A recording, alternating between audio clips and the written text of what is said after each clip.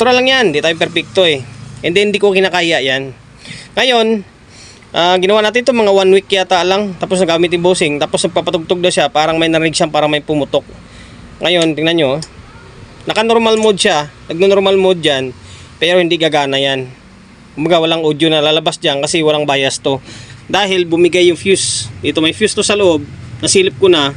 Bumigay ito. For today's video, usapang back job. Ito, back job yung gawa natin. Ace na CE3.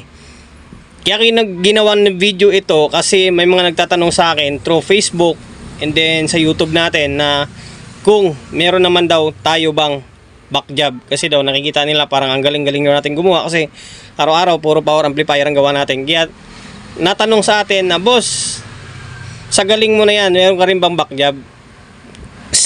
Sinagot ko ng diretsahan, siyempre. Sabi ko, oo naman, hindi tayo perfecto, 'di ba? Siguro sa 10 gawa natin, hindi maiwasan magkakaroon ka ng back job 2 diyan. Okay? Natural lang 'yan, hindi tayo perfecto eh. And then hindi ko kinakaya 'yan. Ngayon, ginawa natin ito mga 1 week yata lang. Tapos nagamit yung bossing, tapos nagpapatugtog na siya, parang may narinig siyang, parang may pumutok. Ngayon, tingnan nyo, naka-normal mode siya. Nagno-normal mode dyan, pero hindi gagana yan. Kumbaga walang audio na lalabas dyan kasi walang bias to. Dahil bumigay yung fuse. Ito may fuse to sa loob. Nasilip ko na, bumigay ito. Ang kagandahan dito, naglagay tayo ng fuse. Kung hindi tayo naglagay ng fuse dito, malamang ang daming masisira dyan. Or maring mabubutas pa yung board. 'Di ba? Maswerte dahil may fuse yan. Itong side na to, itong bumigay, nasilip ko na ito eh. Ngayon, ang aalamin natin 40 days video for today's video kung aling channel ang may problema, di ba? Upload natin muna to. Alamin natin kung saang banda yung may problema dito. Dito or dito ba? Okay? Ngayon, channel 1. Bunutin natin. Ito, bunutin natin to. Tapos ito. Ayan, binunot ko yung channel 1 ha. Ayan, nakabunot na yung channel 1. Make sure na wala siyang sasayaran. Baka mamaya biglang sumayad doon. May karga yan eh. Okay, nakahang na yung channel 1. Tingnan natin kung... Ay, lagyan pala natin ng fuse muna. Excited. Lagyan muna tayong fuse. Okay, nagpalit na ako ng fuse. Ito siya oh. Nagtago sa ilalim. May pinaltan ko na pati yung isa. Kasi parang malapit maputol. Okay, may fuse na yan. Nakaangat itong channel 1. Tingnan nyo kung ano nangyari. Okay, may shorted. Channel 2 may problema. May problema sa channel 2. Ngayon, balik natin itong channel 1. Tingnan natin kung saan may problema. Channel 1 ba or channel 2? Okay, balik ko to. Bunutin natin itong channel 2 naman. O yun. Magawa kayo mo. Okay, hinangat na natin itong channel 2 ah. Pinalik natin yung channel 1. Tingnan nyo kung ano mangyari. Okay, good yung channel 1. Normal to no. Lagyan natin ng audio nga. Tingnan natin kung ano mangyari. Play natin to.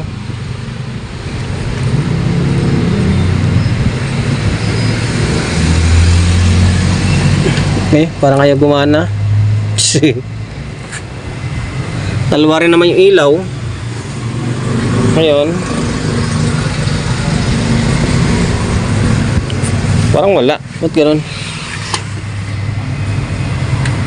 Natin yung switch niya muna. Naka ano to, stereo. Stereo 7. Okay, bakit ayaw mong gumana? Meron. Mayroon siyang audio. Channel 2 ang problema natin. Channel 2. Ngayon, baklasin natin itong channel 2. Then proceed tayo sa repair. Sira yung output dyan. Merong sira. Ang tanong dyan kung ilang piraso. Ganyan ako pag step by step sa pagre-repair. Diba, pumutok yung fuse. Ngayon, alamin mo kung saan banda. Channel 1 or channel 2. Eh, nagawa ko step by step lang. Channel 1, subok. Channel 2, subok. Para malaman ko kung saan banda ko focus. Okay? Kalasin ko itong channel 2. So ngayon guys, bali eto na. Baklas ko na yung board. Ngayon, dahil nabaklas na natin to, aalamin naman natin kung saang side ang may shorted. Sa C5200 ba or sa 1943. Okay, dito sa diode tayo mag-check. Itong diode na to, yan. Fast recovery diode nya. Okay, dito mataas yung kanya, pero parang hindi siya short ito. Parang hindi naman short ito. Ito shorted talaga to dito. Ito shorted to. Pero dito parang okay, good to. Dito sa may 1943, yan short talaga siya oh. 1943. Problema nito ay hindi naka double sided to. Hindi naka double sided. Ngayon, paano kaya ito? Baklas pa rin talaga tayo ng buo. Ito yung logi sa may hindi double sided eh. Kailangan mo talagang paisa-isa. Pwede siguro paisa-isa. Sige, balikan ko na lang kayo kapag nakita ko na kung ilang piraso yung sira nya. Tanggalin ko na lang paisa-isa to. Testing, baklas, testing, kabit, tapos baklas, testing, kabit na lang. Okay? Tinanggal ko na or kinater ko na lang yung output. Bali dalawang side pala yung nasira. Isang A, isang C. Ito. Tapos ito siya. Pinang-cutter ko na lang. Kaya pala yung isa kanina dapat halos wala talagang palo eh. Ngayon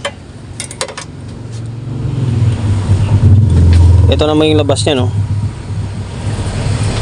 Ayan, dapat wala siyang hindi tatakbo ng todo. Ganon din dito. Okay. Dito na side tapos dito. Ayan, pinangkakater na lang natin. Ito siya, dalawa. Ngayon, balitan natin ito. Bago to, nagtataka ako bakit nasira itong output. Kadalasan ng nakakasira sa output, napapansin ko sa Ace na brand ay yung mababa yung impedance or minsan maraming nakakabit na speaker, mabilis siya tumirik. Okay, palitan natin yung output. Nakompleto na yung output. Sinubukan natin yung thermal paste na binigay sa atin, yung gold na gold oh.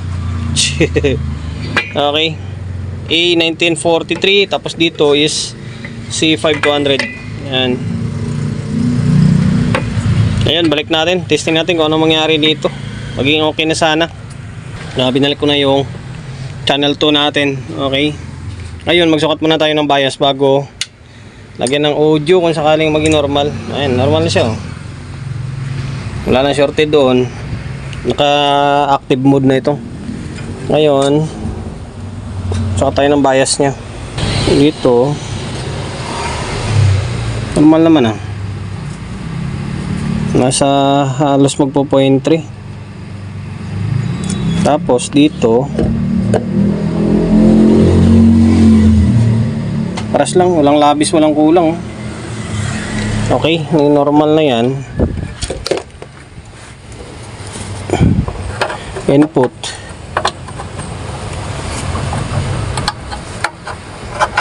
okay, speaker. Kailangan pag magsukat kayo ng biasing, kailangan ko lang nakaload na speaker or audio input para sigurado yung sukat.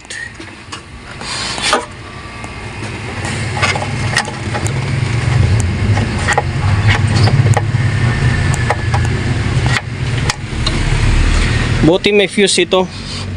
Kung wala yung fuse natin na yan, hindi lang ito mangyari. Hindi lang dalawa masisira dito. Ngayon, okay. Ayan. Channel 1. Tapos ito naman yung channel 2. Okay. Dalawa.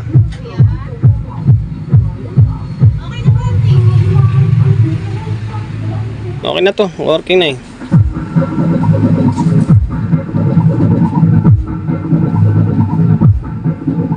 Hindi ko alam kung anong dahilan kung bakit nasibak itong channel 2. Hindi ko alam. Isa lang SIM minsan tinitingnan ko sa mga LX20, LX10, Ace na ito. Pag mga low impedance yung speaker, minsan nasisibak siya. Yung kagandahan lang dito, dahil may fuse na ito, kung may masira man, isa, dalawa lang. Hindi siya maubos. Unlike na pag walang fuse, kadalasan sibak lahat. Okay? Hanggang dito na lang. Wala to, mabilis ang video lang, di ba? Ayun, promotion. Hindi na nga sana ako mag-outro eh. Hindi na.